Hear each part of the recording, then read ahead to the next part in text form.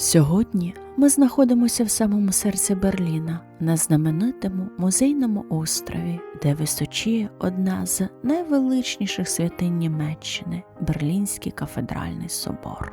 Його величні зелені куполи вже понад століття є невід'ємною частиною панорами міста. Цей собор вражає ще здалеку своєю монументальністю та розкішною архітектурою.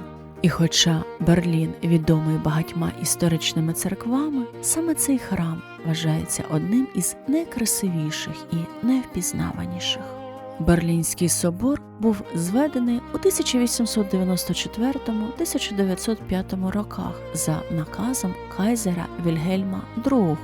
Правитель вважав попередню церкву занадто скромною для могутньої німецької імперії. Тому архітектор Юліус Рашдорф створив грандіозний проєкт, натхнений архітектурою італійського відродження та собором Святого Петра у Ватикані. Первісна висота храму становила 114 метрів, однак Друга світова війна завдала собору значних руйнувань. У 1944 році будівля зазнала серйозних пошкоджень, були знищені куполи, частково постраждали інтер'єри та декоративні елементи. Після війни собор довгий час перебував у напівзруйнованому стані. Лише у 1975 році розпочалася масштабна реконструкція, яка тривала майже 2 десятиліття. Після відновлення будівля стала дещо нижчою, однак не втратила своєї величі та сьогодні залишається одним із найвражаючих архітектурних символів Берліна. Одне з особливих місць собору – крипта династії Огенцоллернів.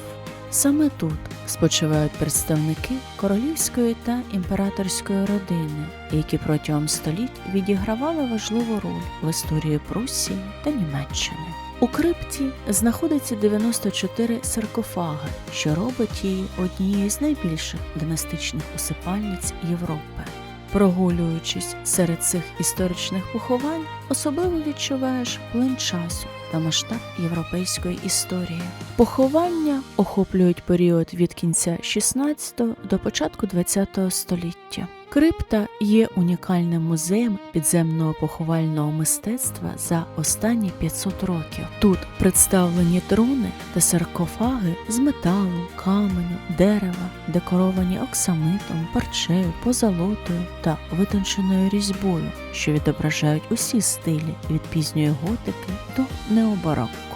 Серед найвідоміших історичних постатей у крипті спочивають Фрідріх Вільгельм Великий Курфюрст, один з найвидатніших правителів Бранденбургу, король Фрідріх І та його дружина Софія Шарлотта, перше королівське подружжя Пруссії.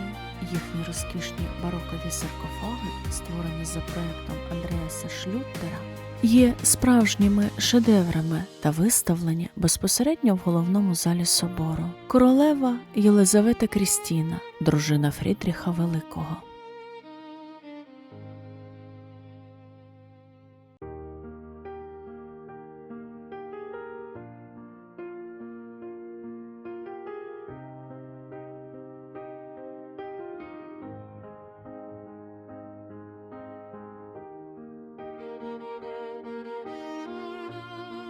Інтер'єр Берлінського кафедрального собору дивує навіть досвідчених мандрівників. Для протестантського храму тут надзвичайно багато розкоші.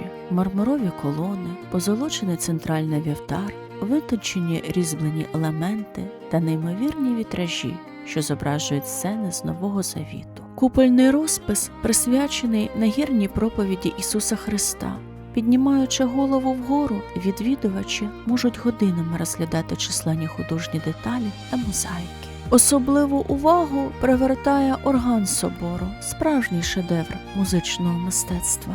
Музей Берлінського собору розташований безпосередньо всередині знаменитої сакральної споруди. Його відвідання є важливою частиною екскурсійного маршруту собором. Експозиція музею повністю присвячена складній та масштабній історії будівництва, руйнування та відновлення собору. І, звичайно, неможливо оминути оглядовий майданчик собору. Щоб дістатися вершини, необхідно подолати 270 сходинок. Підйом потребує певних зусиль, проте нагородою стає неймовірна панорама Берліна. Звідси відкриваються краєвиди на музейний острів, бульвар Унтер-ден-Лінден, річку Шпрее та історичний центр німецької столиці.